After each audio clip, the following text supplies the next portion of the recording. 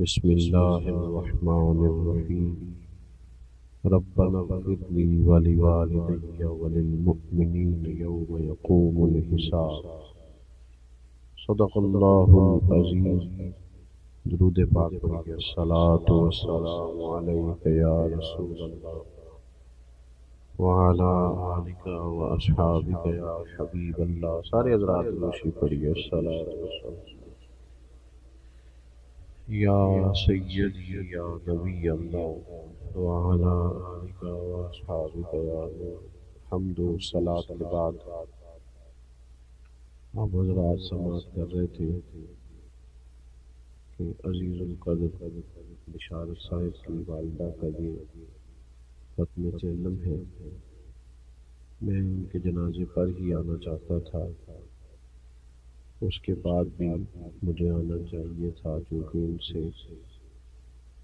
بڑا قریبی میرا تعلق ہے، پر اپنی صحت کی وجہ سے میں حاضر نہ ہو سکا۔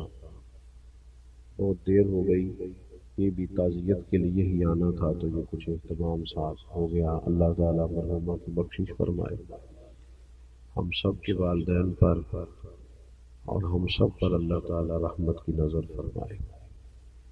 کسی کے لیے جب بندہ دعا کرتا ہے تو نام لیتا ہے کہ اللہ فلاں بن فلاں کی بخشش کرتا ہے، لیکن جب بندہ والدین کے لیے دعا کرتا ہے تو پھر نام نہیں لیتا، بلکہ قرآن پاک میں دعا یہ سکھائی ہے، والدین اگر چلے بھی گئے ہوں، قبروں میں بھی ہوں، تو پھر بھی دعا یہی ہے کہ ربنا اغفر لی ولوالدی، اے اللہ مجھے بھی بخش دے اور میرے ماں باپ کی بھی مغفرت فرما دے۔ یہ رشتے ٹوٹا نہیں کرتے، موت ان رشتوں کو توڑتی نہیں۔ جس طرح ماں باپ کے ساتھ زندگی میں رشتہ موجود تھا، اسی طرح ان کے انتقال کے بعد بھی ان سے رشتہ بندے کا موجود رہتا ہے۔ اعلیٰ حضرت فاضل بریلوی رحمۃ اللہ علیہ نے 12 حقوق کم و بیش ایسے بیان کیے ہیں جو ماں باپ کے انتقال کے بعد بھی اولاد کے ذمہ رہتے ہیں۔ ہم بہت ساری روایتی چیزوں کے قائل ہیں، اور میں یہ سمجھتا ہوں کہ بہت سارے لوگ ایسے ہیں جو بڑا کچھ جاننے کے باوجود، سمجھنے کے باوجود، شعور رکھنے کے باوجود اپنے شعور کے مطابق فیصلہ نہیں کرتے، بلکہ زمانے کے رواج کے مطابق فیصلہ کرتے ہیں۔ فہم و فراست کی، عقل و دانش کی ساری ان کی آنکھیں کھل جاتی ہیں، پر پھر بھی وہ دیکھتے ہیں کہ سوسائٹی کدھر جا رہی ہے، معاشرہ کیا کہتا ہے، لوگ اس معاملے میں کیا کرتے ہیں، لہٰذا مجھے بھی وہی کرنا ہے۔ یہ رشتہ بھی موجود ہے اور اس رشتے کے حقوق بھی موجود ہیں۔ کرنے کا کام یہ ہے کہ اپنے ارد گرد کے ماحول کے مطابق نہیں، اللہ اور اس کے رسول کے بتائے ہوئے طریقے کے مطابق ہم والدین کے بعد ان کے لیے طریقہ کار اختیار کریں۔ اصال ثواب ایک مسلمہ چیز ہے۔ اب ہمارے ہاں اصال ثواب کے لیے بہت لمبا چوڑا اہتمام ہوتا ہے، تو وہ اصال ثواب کی بجائے بہت ساری جگہوں پہ دعوت بن جاتی ہے، اور اب تو گھروں میں جگہ کی دقت کی وجہ سے میرج ہالوں کے اندر اس کو جب سے منتقل کیا گیا ہے تو تب سے تو وہ ایک باقاعدہ نظریہ ہی ایک اور طرح کا ہوتا ہے، وہ تو ایک بالکل ماحول ہی اور نظر آتا ہے۔ اصال ثواب کا مطلب یہ ہے کہ آپ کوئی بھی خیر کا کام کریں جس پر ثواب کی امید کامل ہو اللہ کی بارگاہ سے، پھر وہ ثواب آپ اپنے والدین کے لیے یا کسی بھی جانے والے کے لیے وقف کر دیں، اس کو آپ احسال کر دیں۔ اور نبی پاک علیہ الصلوۃ والسلام کی خوبصورت تعلیمات میں اس کے ہمیں طریقے ملتے ہیں۔ حضرت سعد رضی اللہ تعالیٰ عنہ نے عرض کیا یا رسول اللہ صلی اللہ تعالیٰ علیہ وسلم، میری والدہ کا انتقال ہو گیا ہے، وہ ایک غلام آزاد کرنا چاہتی تھی۔ یا آپ نے کبھی پرندوں کو آزاد ہوتے دیکھا ہے؟ کچھ لوگ پرانے زمانے میں پرندے آزاد کراتے تھے پیسے دے کے۔ کسی نے اگر پرندے پکڑ لیے تو وہ اپنے شوق سے، کہ ان کو، اقبال نے پرندے کی فریاد بھی لکھی ہے نا، آتا ہے یاد مجھ کو گزرا ہوا زمانہ، وہ باغ کی بہاریں، وہ سب کا چہچہانا، پرندہ کہتا ہے۔ اب اس قید کا الہی دکھڑا کسے سناؤں، یہ ڈر ہے کہ فقط میں اس غم سے مر نہ جاؤں۔ قید ظاہر ہے مشکل کام ہے، پرندے لوگ آزاد کراتے تھے، بلکہ بعض لوگ یہ کہتے تھے کہ اگر کوئی قیدی ہو گیا ہے ناجائز مقدمے میں تو پرندے آزاد کرو، اس کی برکت سے اس پر فضل ہوگا۔ بہرحال پرندہ بھی جب آزاد ہوتا ہے تو وہ محسوس کرتا ہے کہ میرے پر کھل گئے ہیں، میں اب دنیا میں لوٹ آیا ہوں۔ غلام قیدی ہوتا ہے، اور ایک روایت میں یہ بھی فرمایا کہ مقروض بھی قیدی ہوتا ہے، جس پر قرض ہوتا ہے وہ قیدی ہوتا ہے، حدیث پاک میں موجود ہے۔ غلام بڑی تکلیف میں ہوتے تھے، نبی پاک علیہ السلام نے تدریجاً اپنے صحابہ کو یہ توجہ دلائی کہ غلاموں کو آزاد ہونا چاہیے۔ کفارے کے طور پر بھی کہا کہ جا تو 3 غلام آزاد کر، جا تو اتنے غلام آزاد کر۔ تو حضرت سعد نے عرض کی کہ والدہ انتقال کر گئی، ایک کو ذرا کم ہو جائے، والدہ چلی گئی ہیں، وہ ایک غلام آزاد کرنا چاہتی تھی، ایک شخص کو آزادی دینا چاہتی تھی، اپنے پیسے، یعنی خریدا جاتا تھا غلام کو، تو وہ جس نے خریدا ہے اس کو پیسے دے کے اس کو آزاد کرنا چاہتی تھی۔ تو یا رسول اللہ صلی اللہ علیہ وسلم، اگر میں اپنی اماں کی طرف سے وہ غلام آزاد کر دوں تو میری ماں کو اس کا اجر ہوگا؟ تو نبی پاک علیہ السلام نے فرمایا تو غلام آزاد کر، اللہ تیری ماں کو اس کا اجر عطا کرے گا۔ تو میں کہتا ہوں کہ اماں کے سالے ثواب کے لیے، ابا جی کے سالے ثواب کے لیے 10 دیگیں بھی پکائے، جس کا دل کرتا ہے ضرور پکائے، لیکن چلو اگر کسی غریب نے اس کے پیسے دینے ہیں تو پیسے معاف کر دے، اس کا بھی ثواب ہوگا اماں۔ اگر وہ کبھی رستہ کشادہ کر دے گا نا، لوگ آسانی سے گزر جائیں، تو اس کا بھی ثواب ہے۔ اگر وہ کسی جگہ قبرستان کے لیے جگہ لے کے دے دے گا تو اس کا بھی ثواب ہے۔ کوئی بھی ایسا کام جس سے کسی کو فائدہ ہو جائے، اب بار بار صرف لنگر پر ہی سارا زور دینا، چلیں اگر وہ غرباء کے لیے کریں تو بڑا اچھا ہے، لیکن یہاں تو باقاعدہ دعوتیں ہوتی ہیں، لوگ رات کو بیٹھ کے، اور بعض لوگ ایسی بات کرتے ہیں کہ جس کے اندر تو تکلف ہے، تو ٹھیک ہی نہیں۔ یعنی سارے بھائی رات کو بیٹھ کے اگر یہ بات کہیں کہ اگر ہم نے اچھا ختم نہ دلایا تو خاندان باتیں کرے گا، تو اس کا ثواب ہوگا؟ یہ تو اللہ کی رضا کے لیے نہیں ہے، تو خاندان کو دکھانے کے لیے۔ تو بہترین طریقہ اختیار کیا جائے ایصال ثواب کا، بہترین، جس چیز کی حاجت ہو، جس چیز کی ضرورت ہو۔ ہمارے ہاں جناب وہی ساری دعوتیں، وہی سارے مرحلے، وہی میں نے کہا شروع میں کہ ہمارے شعور کی آنکھیں کھل جاتی ہیں، پر فیصلہ ہم برادری کے اصول پر کرتے ہیں، پتہ ہمیں ہوتا ہے پر چلتے قبیلے کے طریقے کے مطابق، اس سے باہر نکلیں۔ حضرت ابوبکر صدیق رضی اللہ تعالیٰ عنہ کی زندگی کے بارے میں نا میں ایک بات اپنے دوستوں سے کہا کرتا ہوں، میں کہتا ہوں کہ عرب کے بہت سارے لوگوں کے شعور کی آنکھیں کھل گئی تھیں۔ ابو جہل بھی کہتا تھا سچے رسول ہیں، کہتا تھا کہ نہیں کہتا تھا؟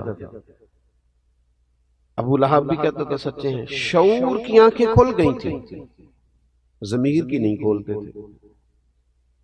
حضرت صدیق اکبر کا کمال یہ ہے کہ شعور کی کھلی تو انہوں نے ضمیر کی بھی فوراً ہی کھولی، فوراً کلمہ پڑھا، ارد گرد کا ماحول نہیں دیکھا۔ ہمارے ہاں تو مصیبت ہے، سیانہ بیانہ حاجی بندہ، نیک آدمی، وہ شادی بیاہ کے موقع پر اپنے بچوں کو غیر شرعی رسومات سے روک نہیں پاتا، کھڑے ہی نہیں ہوتے اللہ رسول کی رضا کے لیے، اللہ رسول کے لیے سٹینڈ ہی نہیں لیتے، باقی سب جگہ لے لیتے ہیں۔ تو ایک تو اصال ثواب کا طریقہ بہترین اختیار کریں، ایک کو میں نے کہا تھا ذرا کم ہو جائے تو آپ کا شکریہ۔ دوسری بات یہ ہے کہ والدین کے جانے کے بعد ان کے اعزا و اقربا سے، ان کے دوست احباب سے اچھا سلوک کیا جائے۔ جب ماں باپ سے رشتہ مرنے کے بعد نہیں ٹوٹتا تو چچا جان سے کیسے ٹوٹ گیا، ماموں سے کیسے ٹوٹ گیا، خالاؤں اور پھوپھیوں سے کیسے ٹوٹ گیا؟ ان کے رشتہ داروں سے اور ان کے دوستوں سے اچھا سلوک کیا جائے۔ ہمارا یہ مسئلہ بن گیا ہے کہ ہم سمجھتے ہیں کہ ایک بندہ چلا گیا ہے تو اب اس کے پیچھے سارے رشتے رخصت ہو گئے، یہ درست نہیں ہے۔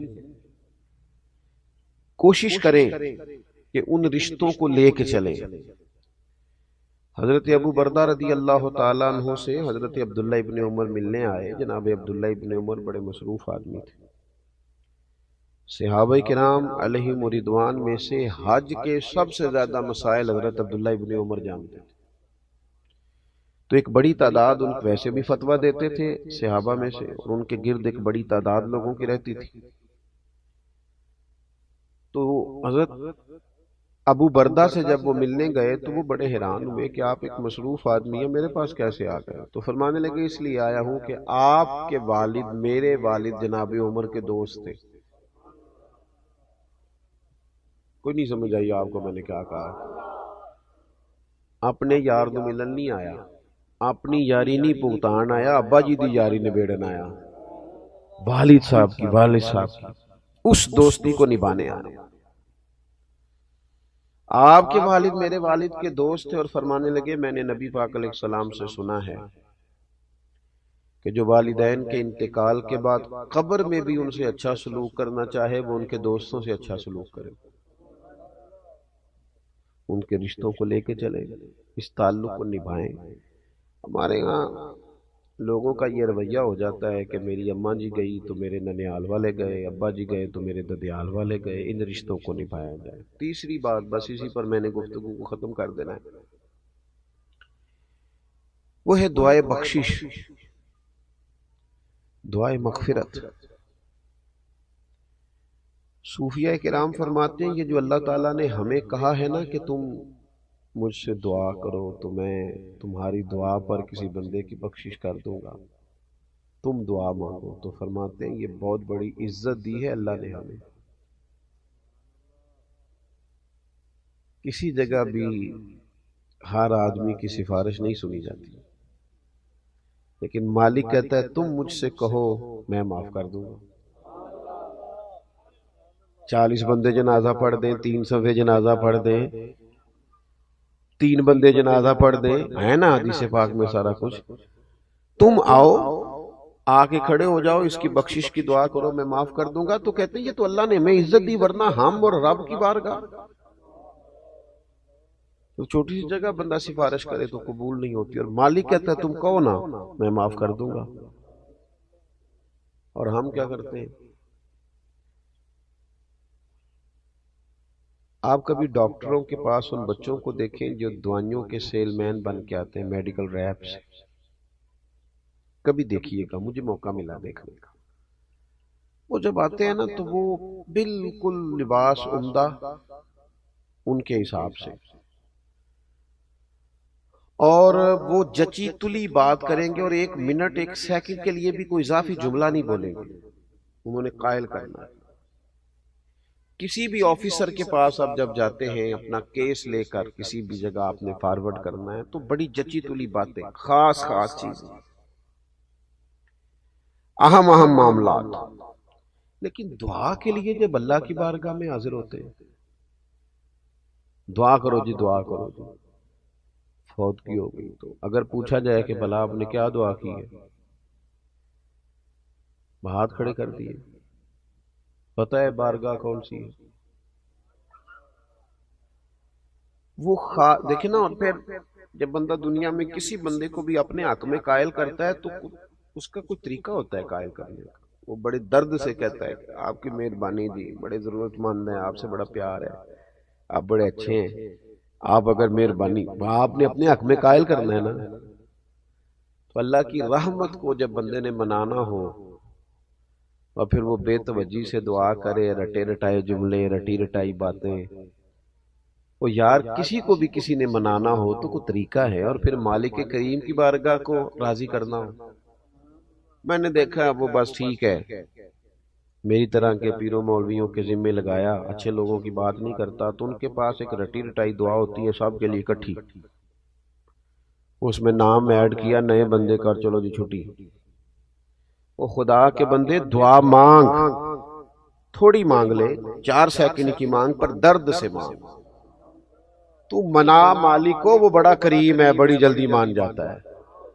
تو حاضری دے ذرا، تیرا مطلب تیری باڈی لینگویج بتائے کہ تو اسے منانے آیا ہے، تیرے لہجے کا حسن، تیرے لفظوں کی جولانی، تیرے انداز کا عجز، تیری انکساری، تیرا اس کی بارگاہ میں حاضری کا انداز، تو اسے منا رہا ہے، پتہ چلے۔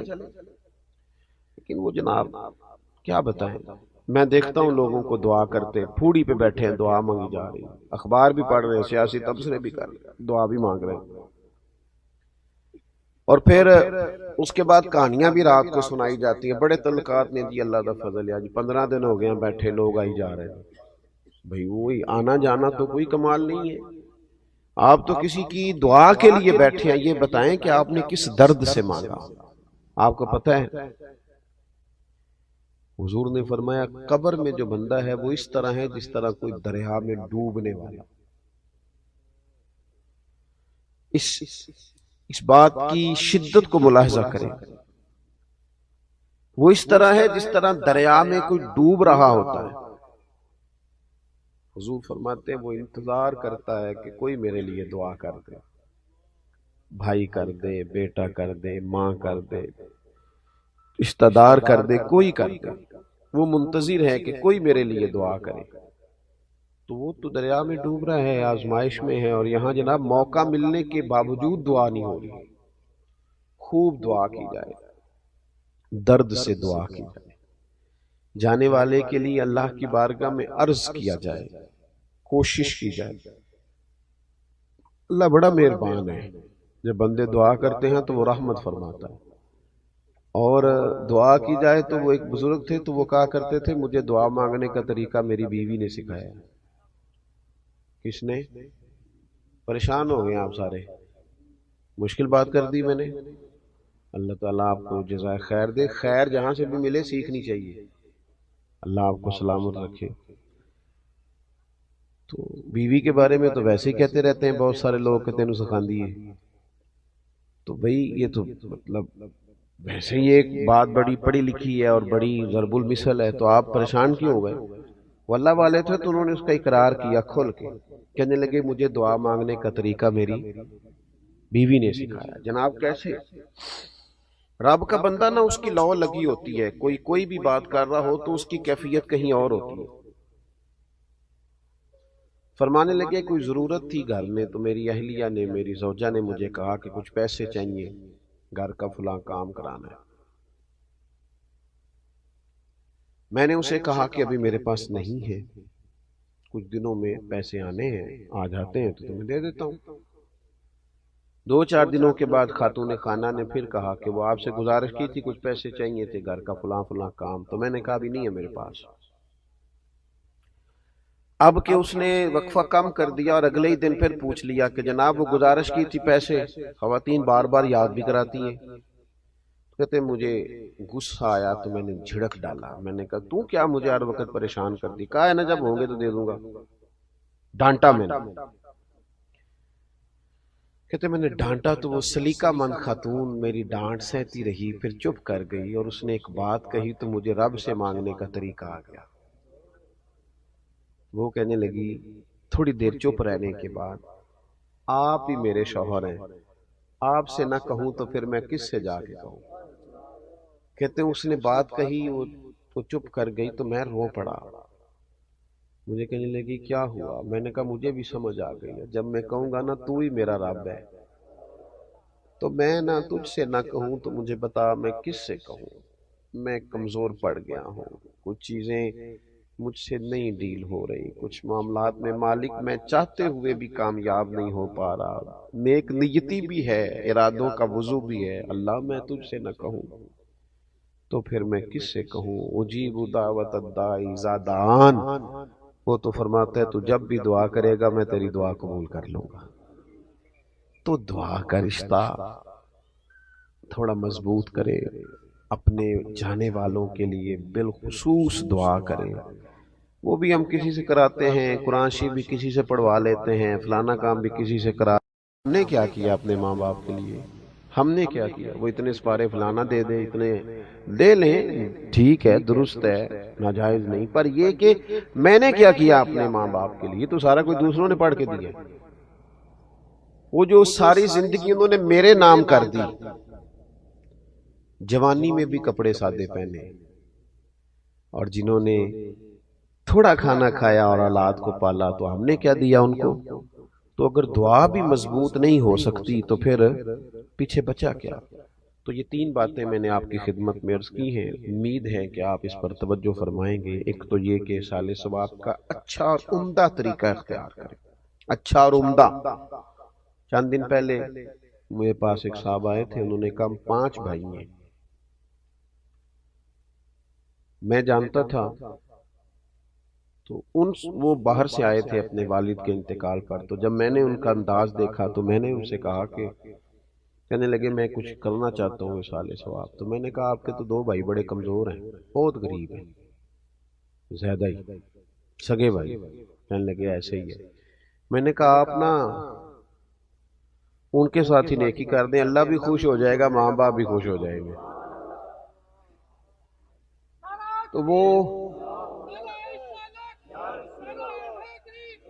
تو وہ مجھے کہنے لگے کہ مطلب یہ، میں نے انہیں کہا کہ یہ حوالہ میں آپ کو دکھاتا ہوں کہ حضرت ابو طلحہ رضی اللہ تعالیٰ عنہ نے جب اپنا باغ پیش کرنا چاہا تھا تو نبی پاک نے کہا تھا اپنے رشتہ داروں میں بانٹ دیں۔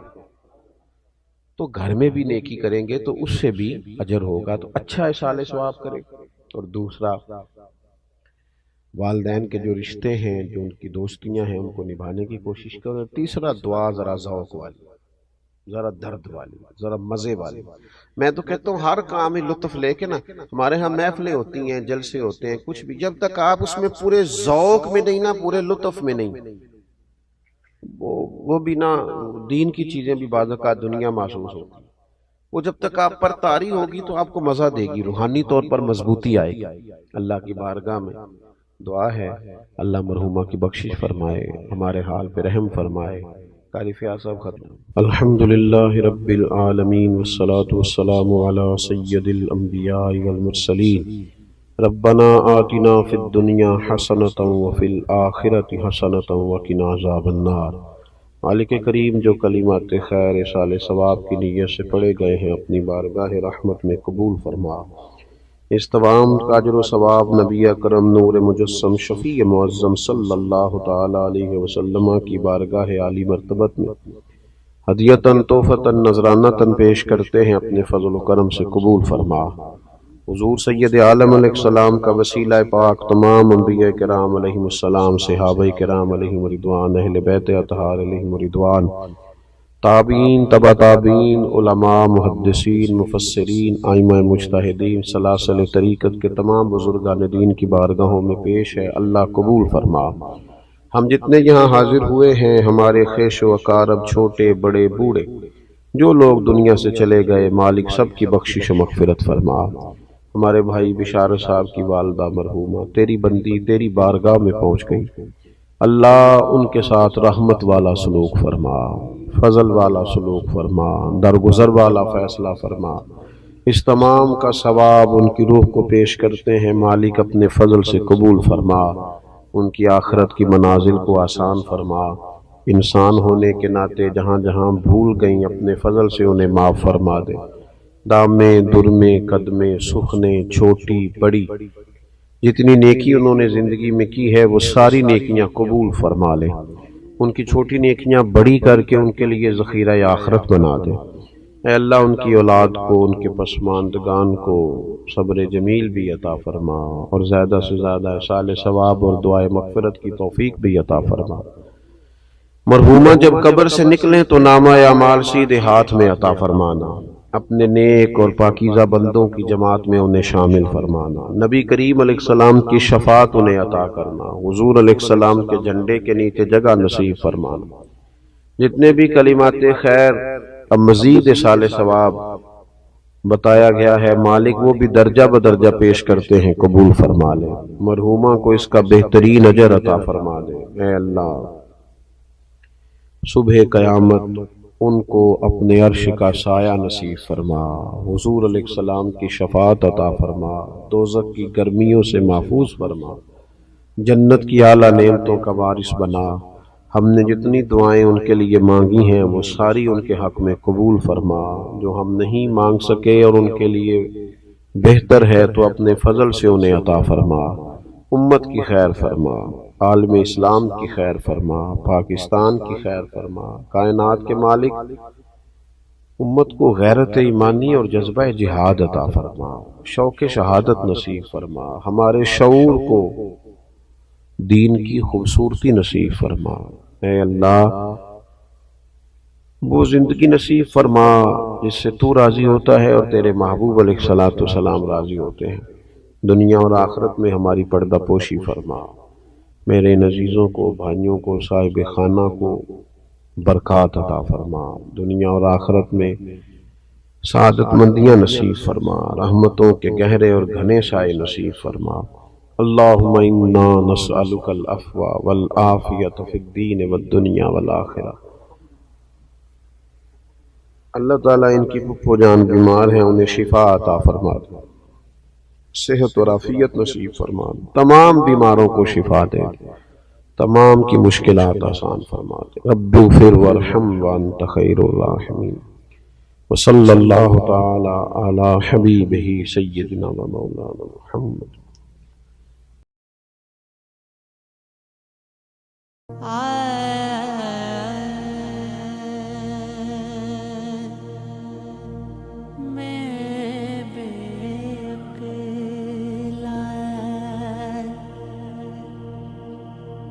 عقل نہ مینوں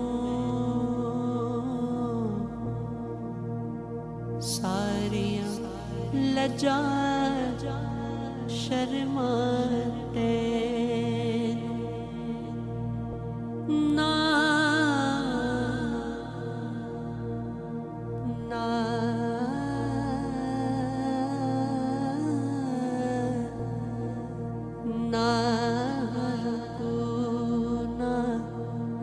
سجدے کیتے